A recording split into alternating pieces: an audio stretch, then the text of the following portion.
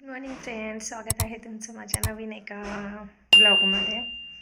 Daily routine blogs.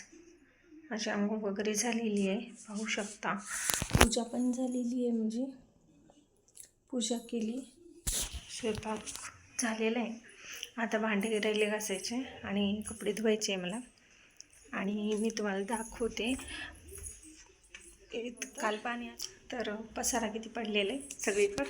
सगळंच असं पसारा पडलेले घरामध्ये. आज कपाट आणून लावतो म्हणले होते, काही लावलेले नाहीत.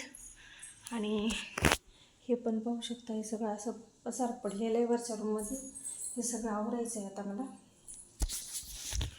आवरून बापरे, लईच पसारा पडलेला आहे.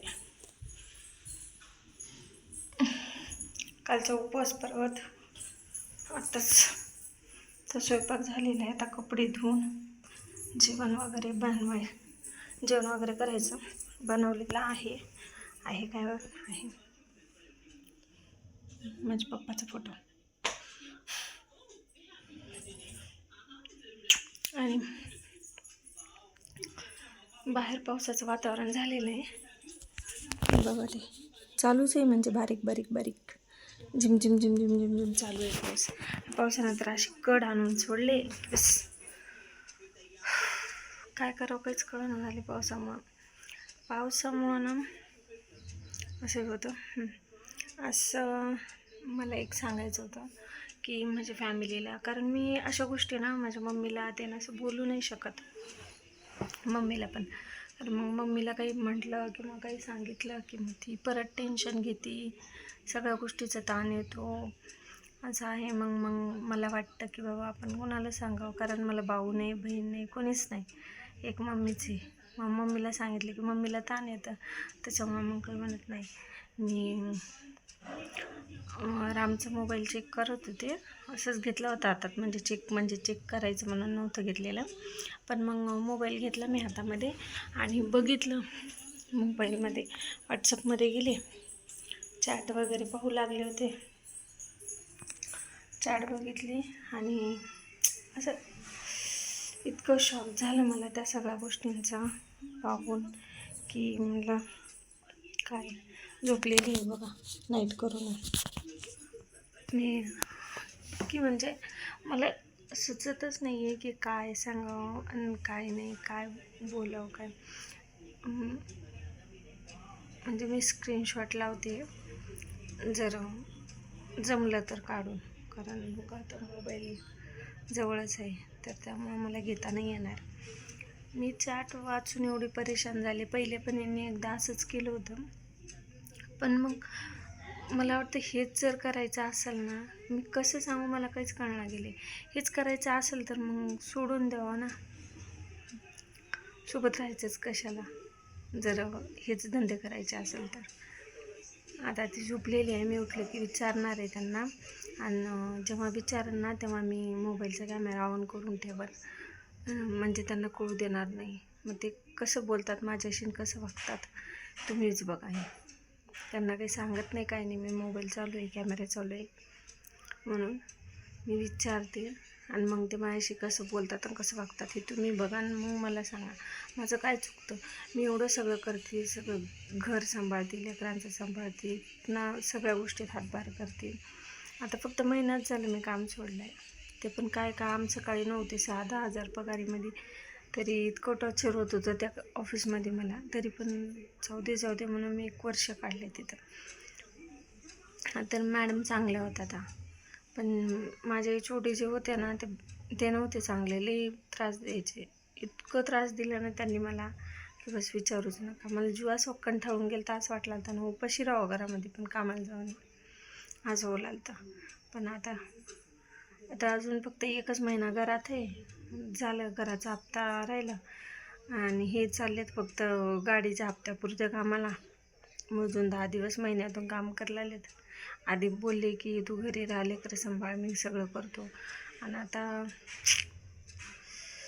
सगळं ना मला ना असं खरंच म्हणजे माझं असं दुखणं झालं आहे, सांगताही येत नाही, लपवताही येत नाही. काय करावं काय नाही, काहीच कळना झालं.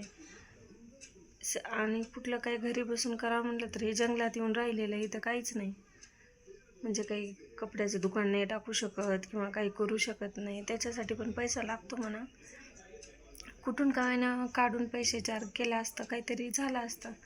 पण ह्या जंगलामध्ये इथं मोजून 16 घर आहे. आणि सांगा एवढ्यामध्ये काय बिझनेस होणार आहे, काय करणार आहे, मी काय कामं करू, मला काहीच कळलं नाही गेले. माझ्या डोक्याला टेन्शन आले. ठीक आहे, आता बघते त्यांची ते व्हॉट्सअपची चॅट विचारून की कोण आहे, काय आहे, हे काय नेमके मॅसेज काय आहे ते तुम्हाला मी विचारते वेळेस लक्षात येईल नेमका विषय काय आहे. तर मग तेव्हा मला सांगा की माझं कुठं चुकतं आहे, मी एवढं सगळं करते. तर मी ते आता झोपलेली आहे. तुम्ही व्हिडिओ कंटिन्यू करा. मी ते उठल्याच्या नंतरला परत मोबाईल तसं न सांगणं ते कुठं तर नाहीतर ह्याच्या ठिकाणी कॅमेरा चालू करून ठेवते आणि तुम्ही बघा ते माझ्याशी कसं वागतं आहे. तुम्हाला खोटं वाटत असेल ना मी सांगते ते, कारण दिसते तसं काहीच नसते म्हणून तर जग फसते. मी लई फसलेली आहे, माणसाच्या पायात लई फसलेली आहे. लोक लव्ह मॅरेज करून फसतात, मी अरेंज मॅरेज करून फसलेली आहे. काय सांगा, जाऊ दे. मी सांगते ते उठले की व्हिडिओ तुम्ही कंटिन्यू करा. ते उठले की मग मी व्हिडिओ करते. म्हणजे जर करतेच कसंही करून व्हिडिओ बनवते. कारण मोबाईल मी कुठंतरी खिडकीत दिसतं तिकडं कुठंतरी पायऱ्यावरती वगैरे चालू करून ठेवते. आणि मग तुम्हीच बघा ते कसं बोलतात कसं नाही माझ्याशी, मग तुम्हाला लक्षात येईल. आणि विषय पण तेव्हाच सांगते, तुम्ही व्हिडिओ स्किप न करता बघा, कंटिन्यू करा. Welcome back to my channel. हे पाहू शकता सकाळी किती राडा होता, सगळं क्लीन केले. आणि याच्यामध्ये बुक्स वगैरे आहेत ते खाली घेऊन जायचं आहे. बघू शकता सगळं क्लीन केलेलं आहे. सकाळी किती मोठा राडा होता. आणि फरशा वगैरे पुसून घेतलेत, सगळं क्लीन केले. पायऱ्या पण दाखवते मी तुम्हाला, सगळं स्वच्छ करून ठेवलं आहे. हे पायऱ्या ओढले होते म्हणून इथं ठेवलेलं आहे. सगळं इथले सगळं पसारा आवरले, सगळं क्लीन केलं आहे. बघा पाहू शकता.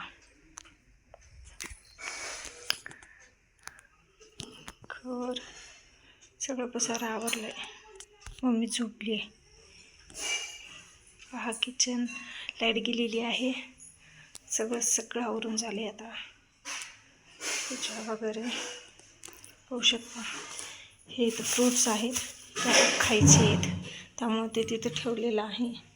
हे गॅस साफ करायचे, कपडे भांडे वगैरे सगळं आवरून झालेलं आहे. आता तर जेवण करायचं आहे. उठलीस, चल जेवायचं का? उठवते रामाला बी. ओ ओ जेवत चला, 12ला उठव म्हणले ना तुम्ही. उठा. उठले का? चष्म्याचं खोकं का? ते तिथे त्या ह्याच्यात पन्नीत भरून ठेवली होती. तर आणि तिथं ठेव, इथं ठेव तोपर्यंत. नाही ते खाली घेणार आहे मी सगळं, तू इथं ठेव तोपर्यंत.